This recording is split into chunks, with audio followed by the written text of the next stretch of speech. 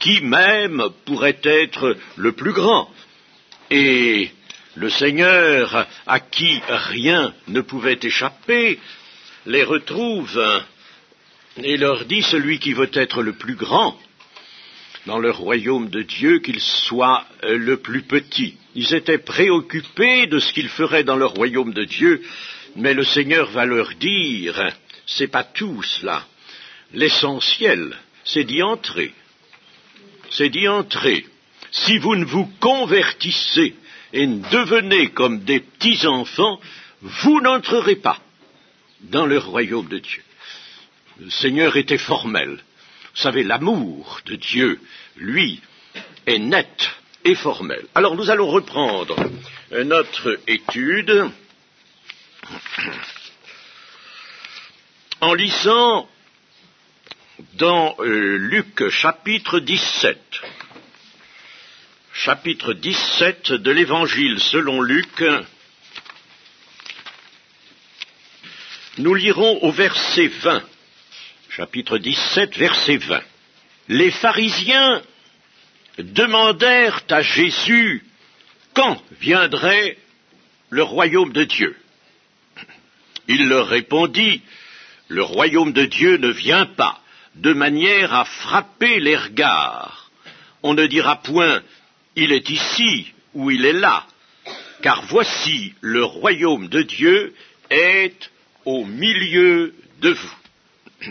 Nous allons pouvoir ici méditer sur les deux aspects essentiels du royaume de Dieu. Et ici, le Seigneur Jésus nous met au devant du premier aspect, celui qui est à saisir en tout premier. Le royaume de Dieu est au milieu de vous. Dans le grec, l'expression est antos humon, ce qui peut être traduit en effet au milieu de vous, ou certains traducteurs ont traduit au-dedans de vous. Au-dedans, c'est-à-dire dans l'être intérieur ou au milieu de vous.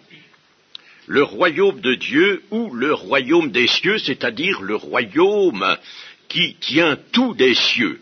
Le royaume, supprimons même ce terme et remplaçons-le par règne, puisque le grec le permet, Basileia veut aussi bien dire règne que royaume, alors nous disons le règne des cieux, le règne qui tient tout des cieux, est au milieu de vous.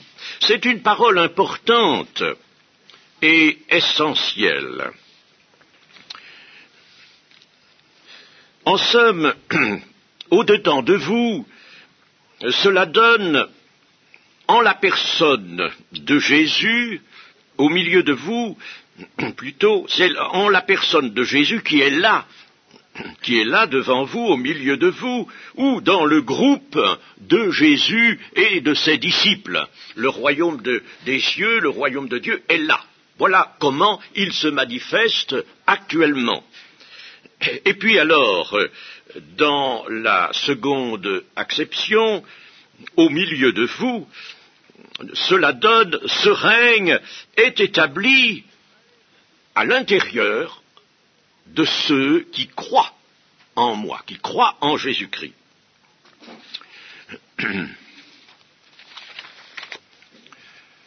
Les traducteurs ont des divergences entre eux sur ces deux manières de traduire, soit au milieu de vous ou soit parmi vous. La théobé, c'est-à-dire la traduction œcuménique de la Bible, porte une note qui est celle-ci. On traduit parfois en vous, mais cette traduction a l'inconvénient de faire du règne de Dieu une réalité seulement intérieure et privée. Pour Jésus, ce règne qui concerne tout le peuple de Dieu est présent en fait dans son action de salut. Et là, il y a une citation d'un d'un autre passage de Luc qui, en effet, corrobore parfaitement cela. Il est à votre portée. Bon, donc ce traducteur a peur que la traduction en vous aboutisse seulement à l'établissement d'une réalité intérieure et privée. Eh bien, le premier aspect du royaume de Dieu, c'est précisément cela, une réalité intérieure et privée. Et en somme, laissons les traducteurs dans leur choix, de même les commentateurs, et disons ceci, il convient d'associer les deux traductions.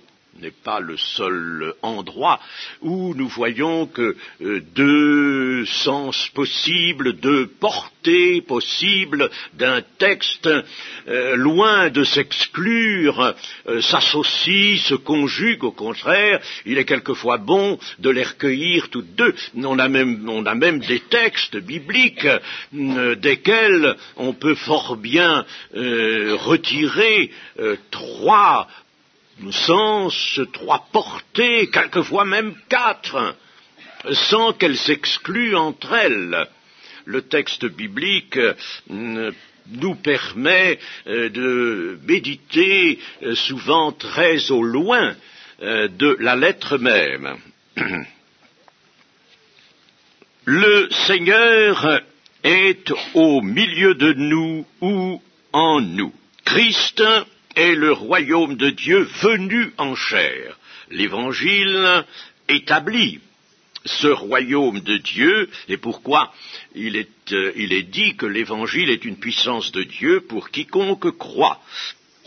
L'Évangile conquiert, a pour mission de conquérir les cœurs et de construire l'Église, c'est-à-dire le corps de Christ, le rassemblement, l'union par l'Esprit de tous ceux qui se sont donnés au Seigneur Jésus.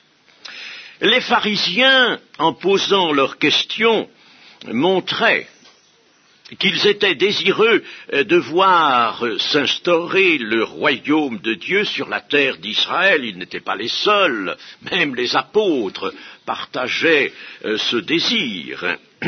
Mais ils ne consentaient pas, pour autant, à croire en Jésus qui était là devant eux.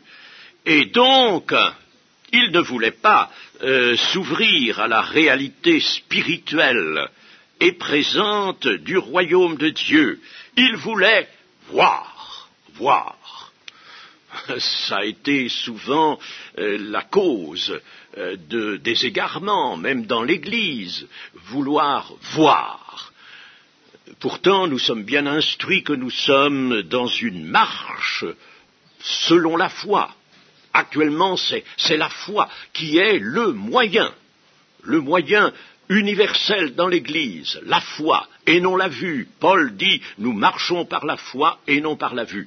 Nous avons eu l'occasion d'étudier, hier notamment, surtout, le temps où ce sera précisément une marche par la vue, parce que le Seigneur sera là, et la foi n'aura plus de rôle à jouer.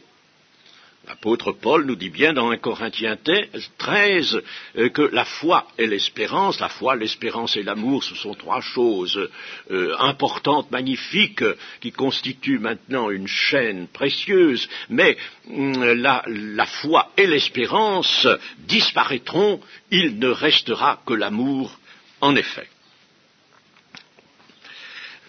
Alors, les pharisiens attendaient une transformation politique, mais ils ne concevaient pas la transformation intérieure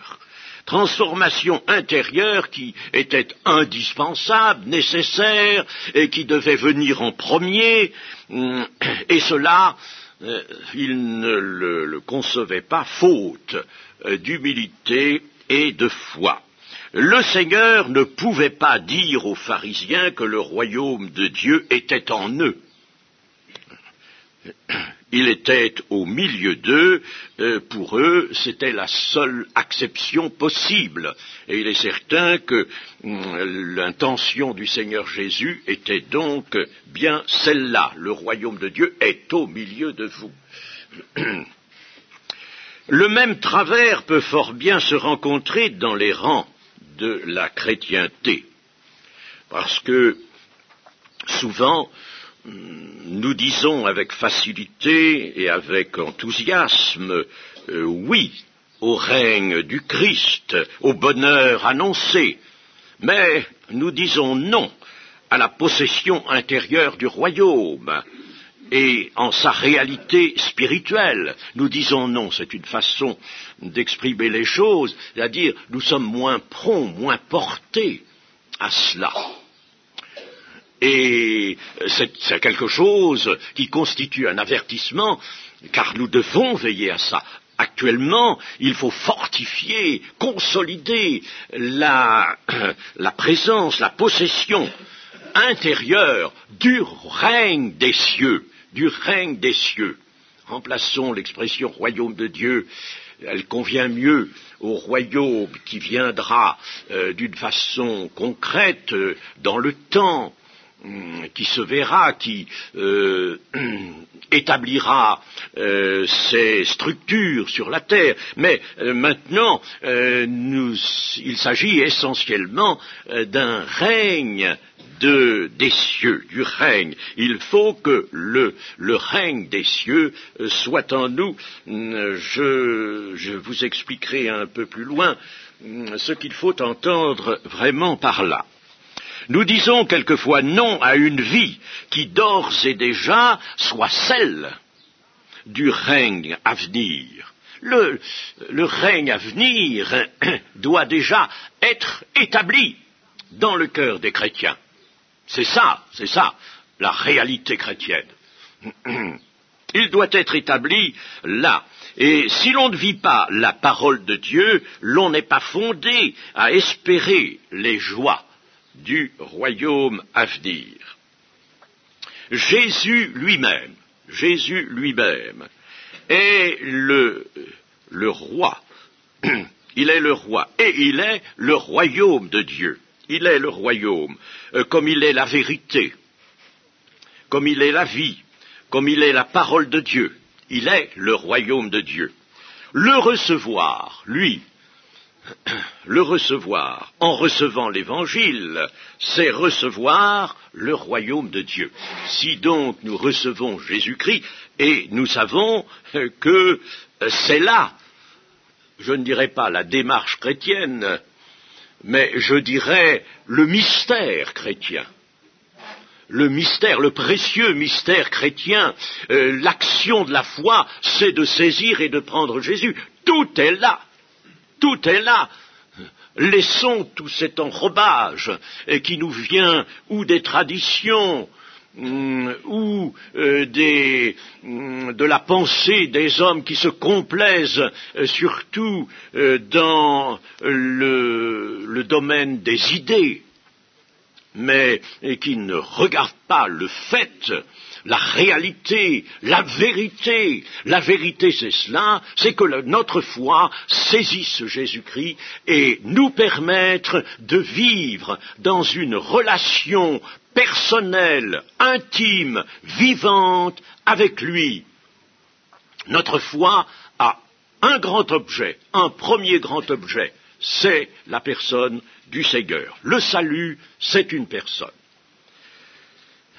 Lorsque Jésus recommande de chercher premièrement le royaume et la justice de Dieu, il ne vise pas particulièrement la venue du royaume visible, mais il invite ses fidèles à tendre, soyez tendus, constamment vers une possession intérieure, réelle, toujours plus profonde, d'un règne qui vient des cieux. Et qui ne peut être là que si sa présence à lui y est, n'est-ce pas? Si nous avons l'esprit de Christ, nous lui appartenons.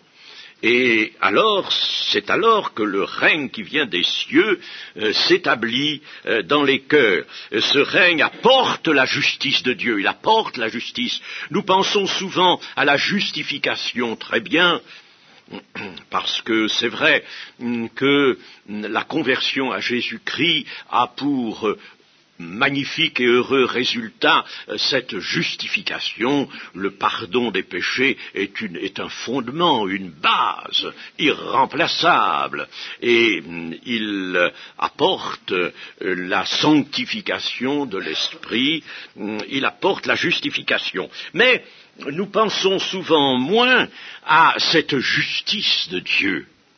Il n'est pas tout d'être justifié, c'est bien, c'est nécessaire. Mais quand nous avons une chose, pensons qu'il y en a d'autres aussi à désirer et à posséder.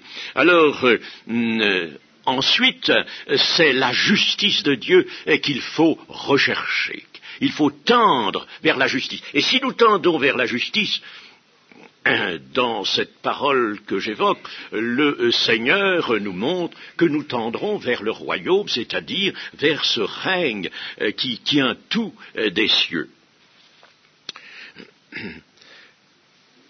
Et le Seigneur nous invite à vivre cette justice, à la vivre. L'évangile n'est pas seulement une doctrine, ce n'est d'ailleurs pas la doctrine qui sauve. La doctrine ne sauve pas. Il y a des gens qui possèdent par le fait de leurs études, possèdent la connaissance de la doctrine, mais qui ne sont pas sauvés pour autant. La doctrine vient ensuite. Elle vient ensuite. Ce n'est pas la doctrine. Quelqu'un peut ignorer la doctrine et puis recevoir au contraire la grâce du salut. Abraham, qui en somme a reçu cette grâce, puisque sa foi lui fut imputée à justice, eh bien Abraham ignorait tout de la doctrine que nous avons aujourd'hui. Elle n'a pas empêché de recevoir cette merveilleuse imputation à justice dont nous parle la Bible. Donc le Seigneur nous invite à vivre cette justice au sein des activités de la vie quotidienne, pas ailleurs, pas dans un enclos, au sein de la vie quotidienne. Et c'est ce qui est merveilleux, chers amis, de vivre la justice de Dieu. J'ai souvent parlé de cette expérience assez particulière que j'ai eu l'occasion de faire dans les Antilles et d'apporter à des gens qui étaient troublés, qui étaient toujours dans le mouvement, dans la contestation, dans la protestation, dans la haine même, de leur parler de la justice de Dieu. Étant au milieu d'eux pendant quelques semaines, je leur ai parlé de la justice de Dieu. Et celui qui m'accompagnait m'avait dit, vous savez, vous n'obtiendrez rien d'eux en les sermonnant. Croyez que je voulais seulement les sermonner. En les sermonnant et en leur parlant de la morale. Ils voyaient ça comme une morale. Et cependant, 3 semaines plus tard, ce même ami qui était avec moi vient me trouver le matin et à mon hôtel, et puis il me dit, vous savez, je n'y comprends rien. J'ai passé toute la soirée à la brasserie, à Fort-de-France, avec ces gens. Eh bien, ils ne parlent plus du tout comme auparavant. Je les ai entendus discourir sur la justice et s'exhorter l'un l'autre à mettre la justice à tout voir sous le signe de la justice. Alors il dit ça, alors je comprends pas ça. mais je dis, mon cher ami, c'est que quand nous parlons de la justice, c'est la parole de Dieu que nous mettons en mouvement, et cette parole est puissante, et vous voyez, n'est-ce pas, ces gens-là n'étaient pas convertis du tout, n'est-ce pas? Je ne sais pas si peut-être quelques-uns l'ont été plus tard, mais ils ne l'étaient pas à ce moment-là, et cependant, n'est-ce pas, transformés et avaient transformé leurs pensées et leurs intentions. Pour posséder la vie éternelle, et c'est là la vocation du chrétien, il faut avoir en soi la force de rechercher la justice de Dieu et la mettre en pratique. Chercher, premièrement, la justice de Dieu, la justice et le royaume de Dieu. Ça, c'est indissociable. La justice et le royaume de Dieu. Et toutes choses vous seront données par-dessus. Non seulement les choses essentielles de l'existence, mais le Seigneur avait une pensée beaucoup plus large que celle que suppose le contexte même. Eh bien, le Seigneur voulait dire toutes choses, tout ce dont vous avez besoin, spirituellement, intérieurement, pour vraiment construire en vous une charpente solide du point de vue moral et spirituel. Tout cela vous sera donné par le Seigneur. Donc, les réalités d'ordre spirituel du royaume de Dieu doivent être présentes dans un cœur vraiment chrétien. C'est ce qu'exprime l'expression plusieurs fois employée dans le Nouveau Testament, l'expression en Christ. En Christ. Nous l'avons dans les Colossiens, au moins 2 fois, dans Romains, par exemple, l'Épître aux Romains, dans son chapitre 12 au verset 5, dit « Nous formons un seul corps en Christ ».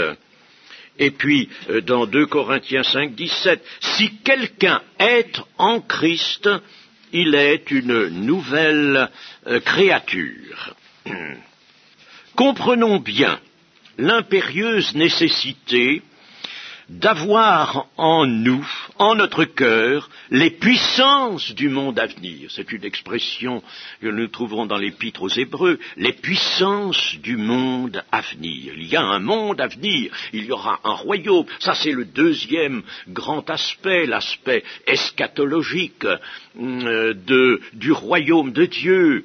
Il viendra.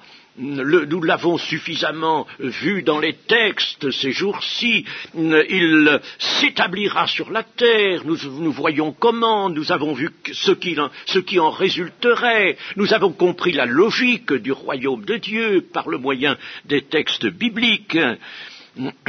Eh bien, l'impérieuse nécessité maintenant, c'est d'avoir les puissances du royaume de Dieu ou du monde à venir en soi, pour être prêt à l'enlèvement de l'Église. L'un, évidemment, de nos objectifs concernant l'entrée dans le royaume éternel, c'était bien cela, n'est-ce pas, d'être prêt à l'enlèvement de l'Église. Je rappelle ceci, c'est que nous sommes sur la terre actuellement en cohabitation, mettons, ou en coexistence avec le monde. Tous ceux qui contestent, tous ceux qui repoussent, qui ne croient pas, tous ceux qui s'amusent, qui rient, n'est-ce pas? Il y a des émissions où on vous met la vie éternelle, le paradis, l'enfer, et puis toutes sortes de choses empruntées aux Écritures.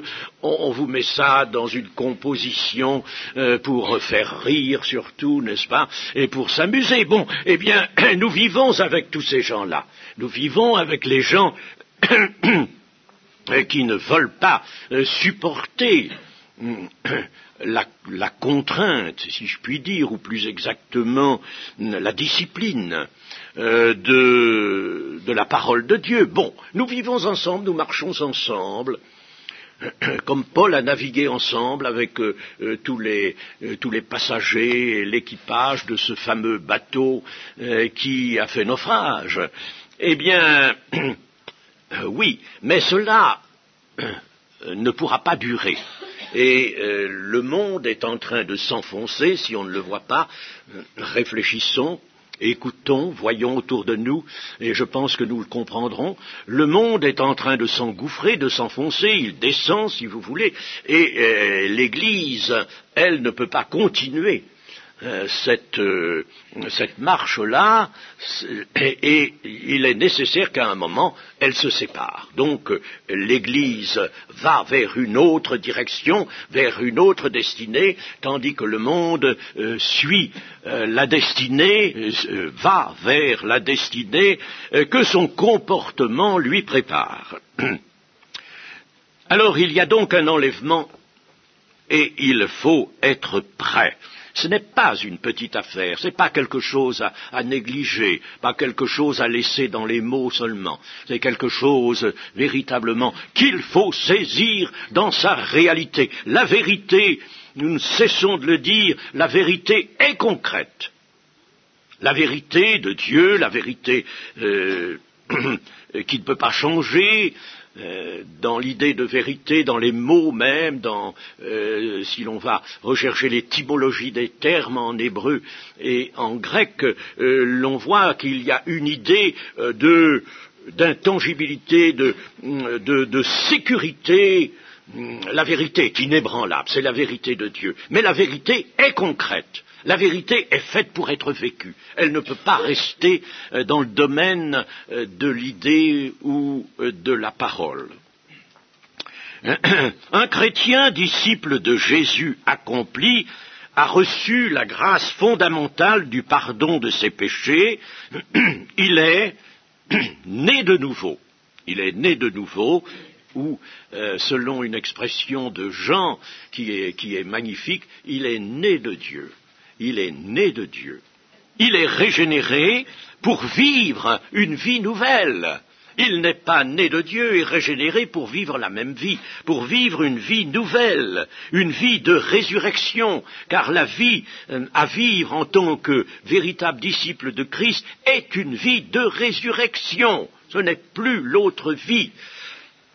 Même s'il y a un parallélisme temporaire dans les modes d'existence avec les autres hommes. Cependant, c'est une vie nouvelle. Et cette vie de résurrection, elle ne peut être vécue que en Christ. En Christ. Voilà notre expression qui nous rappelle ce texte de Jean dans sa première épître au chapitre 5. Celui qui a le Fils a la vie. Celui qui n'a pas le Fils n'a pas la vie. Nous revenons toujours à ce principe clé, fondamental, avoir le Christ, être uni à lui, vivre en relation personnelle avec lui. Donc, nous dit l'Écriture, alors, celui qui est né de nouveau, celui qui donc est engagé dans cette vie nouvelle, vie de résurrection, parce que Christ est dans son cœur, eh bien, celui-là, il est une nouvelle créature, ce qui peut se traduire aussi une nouvelle création, une nouvelle créature. Voici la traduction de la Bible en français courant, de 2 Corinthiens 5, 17. Dès que quelqu'un est uni au Christ, il est un être nouveau. Ce qui est ancien a disparu, ce qui est nouveau est là. J'ai massé cette traduction, n'est-ce pas? Elle est nette. Elle est nette. Elle n'est pas équivoque. Une autre traduction qui est celle de Cohen, alors plus étendue parce que ça n'est pas une traduction littérale, mais enfin une traduction qui se propose de livrer l'idée avec un petit peu quelques mots de plus pour l'expliquer. Si quelqu'un entre en communication vivante avec Christ, il devient un homme nouveau. Il est recréé. L'ancien état est dépassé. Ce qu'il était autrefois a disparu. La nouvelle création a déjà commencé Voici, tout est devenu nouveau. Ah, c'est également très clair.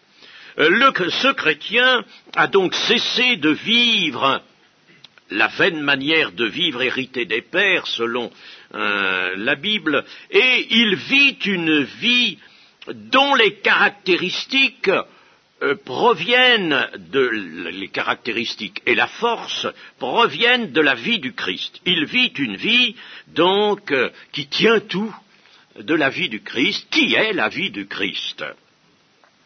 Alors il doit veiller à vivre cette vie-là, il en a la responsabilité. Le Seigneur ne nous ôtera jamais la responsabilité. Ce n'est pas possible, il modifierait notre nature. Le Seigneur ne veut pas modifier le plan créateur qui a été le sien pour l'homme, il veut au contraire restaurer la personne humaine selon ce plan créateur.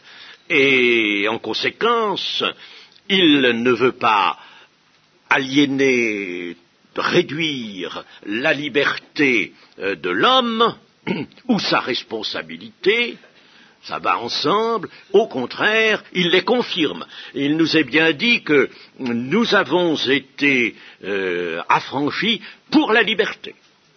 Pour la liberté. Parce que la foi ne peut s'exercer que dans la liberté.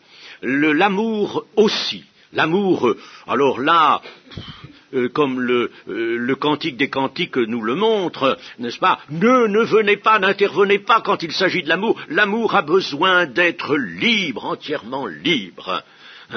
Donc il faut la liberté, l'obéissance, la soumission également. Alors, ce chrétien va marcher comme a marché le Seigneur Jésus. Et il doit veiller à cette marche, il doit veiller à vivre la vie nouvelle, il en a la responsabilité, disions-nous. Autrefois, l'Israélite vivait par l'observation pratique des commandements ou des ordonnances du Seigneur. Il y avait déjà cependant un élément surnaturel dans sa vie de fidélité. Par exemple, nous voyons dans le Deutéronome, l'homme ne vivra pas de pain seulement, mais de toute parole qui sort de la bouche de Dieu. Il y avait donc déjà un élément surnaturel dans la vie de l'Israélite. Cette parole, vous savez que Jésus l'a reprise lui-même à son compte. L'on disait même dans l'Ancien Testament que votre cœur vive à toujours. L'on disait aussi observe mes préceptes et tu vivras. Pour la Nouvelle Alliance, le Nouveau Testament reprend lui, la parole du prophète Habacuc. D'ailleurs, cette parole a été lancée par ce prophète peut-être 5 siècles avant la venue du Seigneur Jésus, précisément à notre intention, à l'intention de l'Église. Et voici cette parole, le juste vivra par sa foi ou par sa fidélité. On peut traduire aussi là des deux manières, foi ou fidélité. Cela revient au même, il faut une foi fidèle. Et Jésus de nous dire dans l'évangile de Jean au chapitre 6 et au verset 57 que vivre, c'est rester en communion avec le Fils de Dieu et avec le Père. Et inversement, vivre, c'est rester en communion. Celui qui demeure en moi, je demeurerai en lui, celui qui demeure en moi a la vie éternelle. La scène aussi est un signe particulier de cette relation, communion avec le Seigneur Jésus. Je ne veux pas détailler ces choses maintenant, je les mentionne, je les rappelle seulement. Et puis l'apôtre Paul de nous dire, si nous vivons par l'Esprit, eh bien, marchons aussi par l'Esprit. Si nous avons reçu par l'Esprit de Dieu la vie nouvelle, si elle est en nous, si sa puissance est en nous, eh bien alors marchons aussi par l'Esprit qui nous a donné cette vie, marchons par lui. L'Esprit nous a donné la vie, il faut donc aussi qu'il dirige notre marche, notre conduite. S'il nous a donné la vie, c'est lui qui va aussi diriger notre conduite. Donc il ne s'agit pas d'une vie moralisée, mais d'une vie qui soit dans l'abondance. C'est ce que dit l'évangile de Jean. Jésus lui-même nous parle d'abondance. Il donne la vie, et non pas la vie un peu, la vie, mais la vie abondante. Alors que faut-il entendre par abondance et par une vie abondante? Eh bien, il faut comprendre une vie de plénitude. Une vie de plénitude telle que la vie de Dieu. Il ne faut pas comprendre une vie plus intense, particulièrement intense, non, une vie de plénitude. Le Seigneur ne se contente pas des demi-mesures, pour lui c'est tout. Soyez parfaits comme le Père Céleste est parfait. Voilà, il n'y a pas d'autre consigne que cela. Et alors je voulais vous dire, on ne peut pas vivre deux vies à la fois. On ne peut pas vivre deux vies, pas plus qu'on ne peut servir deux maîtres à la fois. Cela, le Seigneur l'a enseigné, vous ne pouvez pas servir deux maîtres à la fois, il y en aura un vers qui vous pencherez particulièrement, que vous servirez, l'autre sera négligé. Vous ne pouvez pas servir deux maîtres à la fois. En général, celui qui est négligé, c'est Dieu. Alors, de même, on ne peut pas vivre deux vies à la fois. Et je voudrais peut-être éclairer un peu plus cette assertion. Si l'on appartient à Christ, il faut vouloir vivre la vie de Christ. Il est un exemple, il est un modèle, il est un conducteur. Il est, lui, celui qui dispense, qui donne la vie, comme le Père a la vie en lui-même, il a donné au Fils d'avoir la vie en lui-même, et le Fils la donne à qui il veut, c'est-à-dire à celui en qui il est. Donc, il faut vouloir vivre la vie de Christ si l'on appartient à ce règne nouveau. Auparavant, c'est la mort qui régnait en nous. Et la Bible est formelle, c'est la mort. Vous étiez morts par vos offenses, c'est-à-dire par l'état de péché dans lequel vous nagiez. Vous étiez morts. Le Seigneur Jésus lui-même dit à quelqu'un, laisse les morts enterrer leurs morts. Ce quelqu'un voulait aller à l'inhumation de son père. Laisse les morts enterrer leurs morts.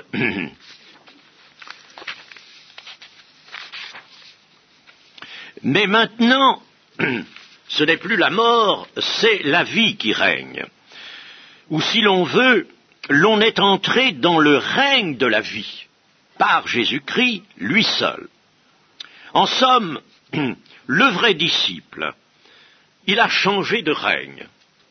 Je déplace peut-être un peu le sens du terme règne, n'est-ce pas ? Ne voyons plus alors tellement le gouvernement, si vous voulez, d'un roi, mais changeons un peu de sens, prenons le sens qui est celui des expressions le règne végétal, le règne animal. C'est un ordre de choses. Un ordre de choses. Eh bien, le vrai disciple a changé de règne. Les arbres vivent dans le règne végétal, les animaux dans le règne animal. Et ce n'est pas pareil. Les uns ou les autres ne peuvent absolument pas changer de règne. Un arbre peut-il vivre la vie animale? Un végétal quelconque peut-il vivre la vie animale? C'est impossible. Or, celui qui est né de nouveau, l'homme qui est né de nouveau, a changé de règne. Il a même changé de filiation. Il a donc changé de règne. il a été déplacé, il n'est plus dans le règne où il était au début. Il a changé de règne par le pouvoir créateur de Dieu. Évidemment, un végétal ne peut pas devenir animal si cela, à supposer, devait se produire, il faudrait l'intervention, bien sûr, d'un pouvoir créateur. Eh bien là, c'est par le pouvoir créateur de Dieu que l'homme a changé de règne. Il ne vit plus dans le règne de l'homme animal. Le terme animal a quelquefois été jugé de déplaisant. Dans 2 Corinthiens, on l'a remplacé par le terme psychique, l'homme psychique. L'homme qui vit uniquement par l'âme et dont l'esprit est absolument étranger, reste étranger à Dieu et à la vie de Dieu. Alors il vit par l'âme, il vit avec les ressources de l'âme, avec les possibilités, les pensées de l'homme, avec l'imagination de l'homme, avec les intuitions que l'homme peut recevoir, mais qui ne sont pas des apports authentiques de Dieu. Puisque l'esprit est fermé, que l'esprit est lui seul l'œil du corps. C'est une comparaison de Jésus-Christ, c'est-à-dire seul capable, apte à recevoir, à saisir la lumière d'en haut et à l'introduire dans l'être tout entier. Par conséquent, il ne vit plus, le chrétien ne vit plus dans le règne de l'homme animal, mais dans le règne de l'homme nouveau, de l'homme spirituel. Il a changé de règne. Il a changé aussi, disais-je, de filiation. Il n'est plus dans la filiation du premier Adam, et il s'est déplacé, il est dans la filiation du second Adam, qui est un esprit vivifiant. Et il ne faut pas que le chrétien, par conséquent, vive en 2 règnes opposés. Je dis cela parce que l'Écriture elle-même nous met sur la voie de ce malheur de chrétiens qui sont appelés chrétiens charnels. Ils sont en partie spirituels, sans ça ils ne seraient pas du tout chrétiens, mais aussi ils ont toujours en eux cette attirance, forte attirance vers les choses de la chair, les choses de l'homme, quand ce ne serait que dans le domaine de la pensée, du raisonnement, et alors ils se coupent de la pensée du Seigneur Jésus. Ils font en somme ce qui est arrivé à ce pauvre apôtre Pierre. Je dis pauvre, le qualificatif lui convenait dans le moment, qui venait d'avoir une révélation sublime. Qui dit-on que tu es, toi, Seigneur Jésus? Mais tu es le Christ, le Fils du Dieu vivant.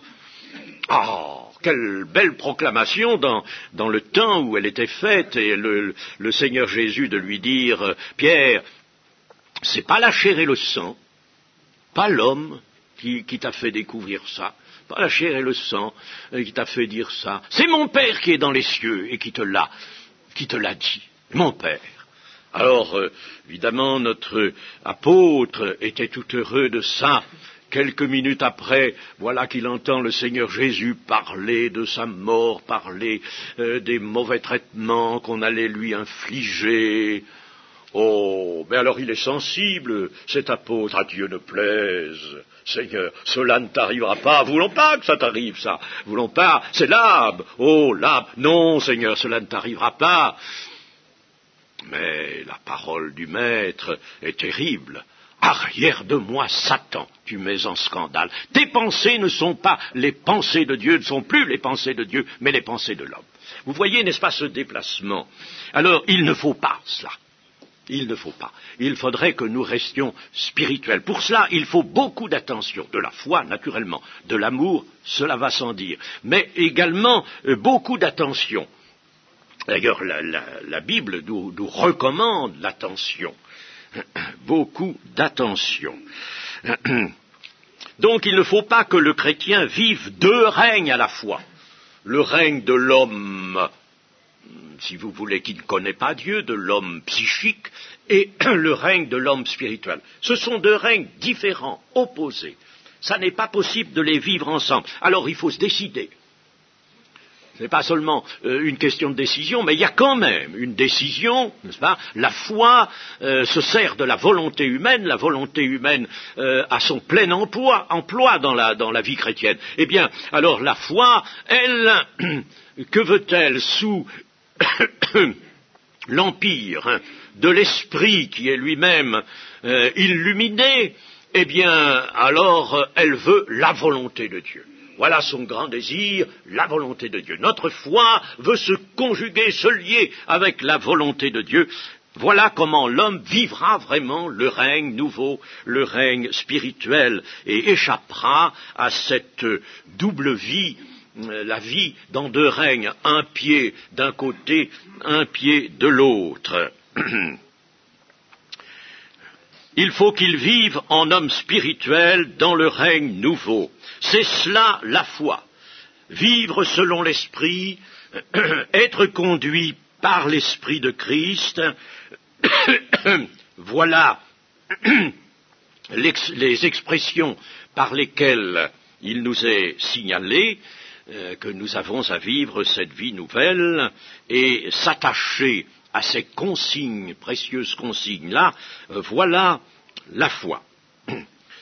Et quand le Seigneur recommande, et nous recommande cela parce qu'il nous prévient que nous ne pourrons pas connaître à l'avance le jour et l'heure de son retour, c'est-à-dire de l'enlèvement de l'Église, alors il nous recommande de veiller. Eh bien, il entend nous maintenir dans la vie. C'est pour nous maintenir dans cette vie spirituelle, dans ce règne nouveau. Et c'est pourquoi aussi il nous dit « Demeurez en moi, demeurez en moi ». Demeurez, attachez-vous, restez, demeurez. C'est habiter, mais d'une façon continuelle. Sans coupure, demeurez en moi, et je demeurerai en vous. Il a ajouté, si quelqu'un ne demeure pas en moi, il sèche, comme le sarment sur une vigne. Il sèche, et il est jeté dehors. Jean 15, verset 6. Les sarments secs, on les ramasse, et on les jette au feu, et ils brûlent. Cela n'est pas la voie, évidemment, du salut. Alors, allons prétendre participer à l'enlèvement, à l'entrée dans la salle des noces, selon la parabole des vierges. Allons prétendre cela quand nous sommes un sarment qui ne reçoit pas la sève du cep et qui sèche. Ce n'est absolument pas possible. Être ce que Jésus a appelé le bois sec, par opposition au bois vert. Allons donc nous présenter ainsi à l'entrée de la salle des noces. Si nous sommes du bois sec, ce n'est pas possible si nous sommes un sarment qui a séché. On ne peut pas se présenter. Être prêt, c'est donc être le bois vert, le sarment qui porte vraiment du fruit. Il arrive pourtant que la lassitude nous gagne, que la négligence s'installe en nous, que le découragement ne soit pas surmonté, et voici que la vie nouvelle alors cesse d'être abondante. Elle cesse d'être abondante en nous, elle s'étiole. Alors, les pensées, les intentions charnelles reviennent, les raisonnements de la sagesse humaine s'imposent à nouveau et combattent. Ils n'ont de cesse qu'ils n'aient combattu les principes évangéliques. Et alors c'est le recul, le retour en arrière, c'est comme un arbre greffé qui s'entourerait de rejets sauvages. Voilà la situation du chrétien qui ne veille pas. Il faut bien voir le côté négatif, n'est-ce pas, pour mettre en lumière le côté positif. Alors nous disons non à cet énorme danger. Nous voulons donc, comme le Maître nous y invite, veiller, entretenir la communion, aller même plus loin nous appliquer, appliquez-vous, dit l'Écriture, nous appliquer à affermir notre vocation et à être trouvés sans tâche et irrépréhensibles dans la paix, sans tâche et irrépréhensibles. Et si l'Écriture nous dit cela, c'est que c'est possible. C'est une chose tout à fait possible. Elle est à notre portée. Ne la soumettons pas à l'évaluation de notre cœur naturel. Parce que là, alors nous dirons, oh ben non, c'est pas possible. Il y a bien un grand personnage religieux avec lequel je m'entretenais une fois de vérité, et qui m'a dit, mais monsieur, on ne peut pas avoir la vérité. On peut pas. Vous en avez peut-être un peu. Moi j'en ai aussi un peu. D'autres en ont un peu. Chacun nous en avons un petit peu. Bon, on ne peut pas avoir la vérité. Je lui ai dit, écoutez, monsieur, je vais vous étonner. Moi, je vais vous dire que j'ai la vérité. Ah, évidemment, je sais ce que vous allez penser, n'est-ce pas? Quel présomptueux, n'est-ce pas? Quel orgueilleux je suis. Bon, si vous le voulez. Mais le Seigneur Jésus a bien dit, lui, nous avons la pensée du Christ, et je ne pense pas qu'il ait été orgueilleux. Je dis que j'ai la vérité, parce que j'ai Jésus-Christ. Si j'ai Jésus-Christ, si j'écoute Jésus-Christ, si je le suis, ce ne sont pas mes pensées que je suis, ce ne sont pas mes évaluations, ce ne sont pas mes raisonnements qui me conduisent, mais c'est Jésus-Christ, sa parole.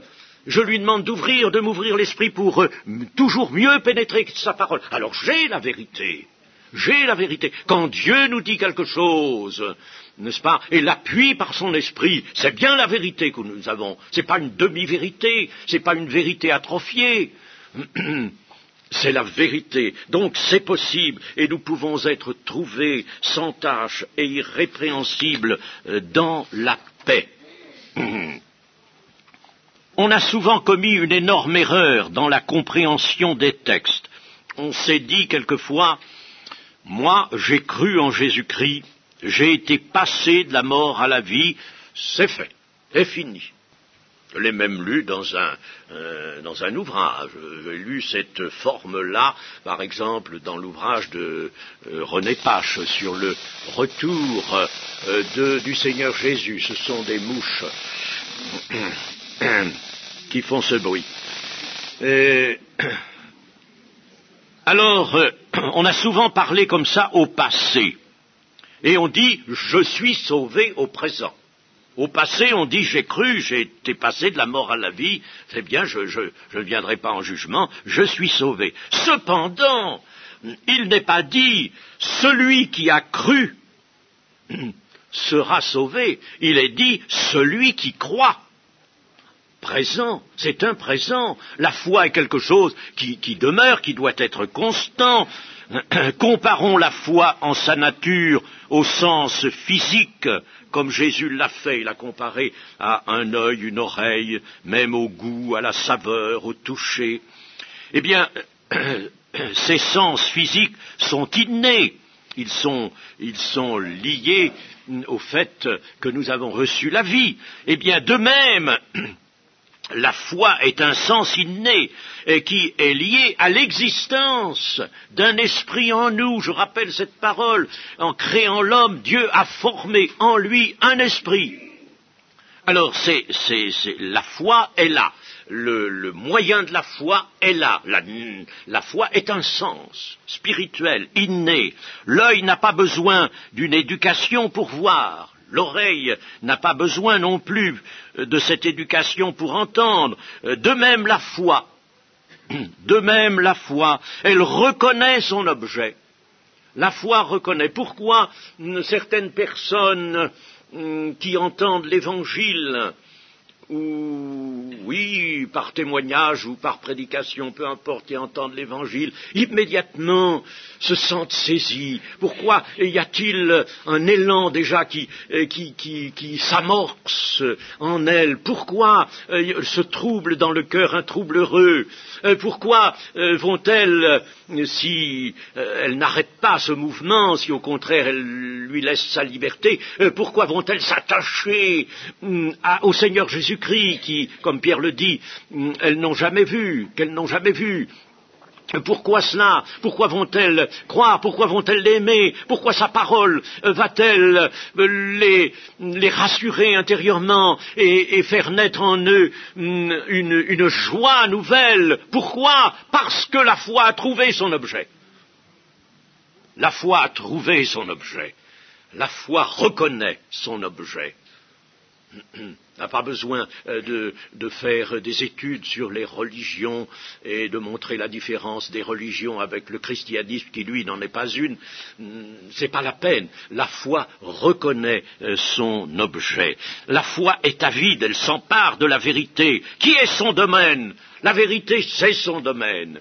Le Seigneur Jésus a dit que celui qui aime la vérité écoutera sa parole, écoutera ce qu'il dit. C'est immanquable cela. Ainsi, et je termine de cette manière, se tenir prêt et être celui que les anges moissonneurs dont nous avons parlé joindront au rassemblement des élus, eh bien, cela consiste à être trouvé en Christ, selon l'expression de Paul, avec la justice et qui s'obtient par la foi en Christ, la justice qui vient de Dieu par la foi. Bien naturellement, une foi qui se maintient et qui progresse même, une foi qui retient la justice, une justice qui est dans le cœur et dans le déroulement de la vie quotidienne, une foi qui entretient le règne nouveau en soi. Voilà ce en quoi consiste être prêt. Tenez-vous prêts, nous a dit le Seigneur, voilà ce que le Seigneur a entendu dire et ce que nous allons recevoir avec reconnaissance maintenant. Amen. Amen.